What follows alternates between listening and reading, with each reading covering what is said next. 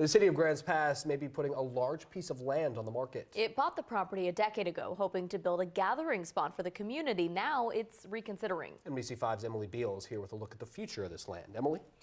Craig, the River Road Reserve has sat largely vacant for the past 10 years. After a decade of going unused, the city of Grants Pass is thinking on the land's future.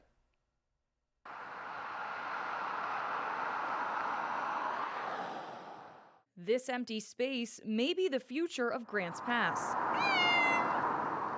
The open fields cover 210 acres, all owned by the city. This is referred to as the River Road Reserve. The city bought it 10 years ago. Today, the stretch along Upper River Road sits largely empty. This is a land of opportunities, some of them current, others are opportunities for the future. While one parcel of the land has a tenant, the city says it's time to figure out what to do with the rest. This is exclusive farm use land, and so it needs to remain in pretty low impact uses, so there's never going to be houses or hotels or high impact urban uses in this area. That zoning limits what can be done with River Road Reserve. Once you start building bleachers or parking structures or permanent buildings, now you're not using it for the rural type use that it's designed for. There are some definite no's for the future of the land.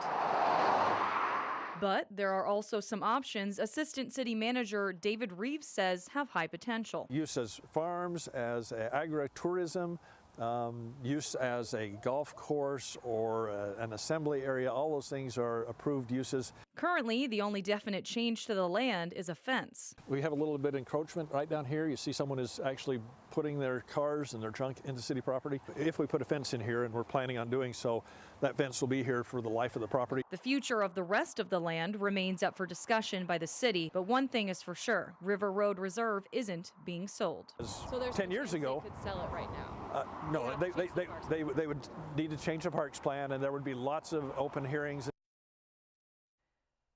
The land River Road Reserve sits on was recently appraised.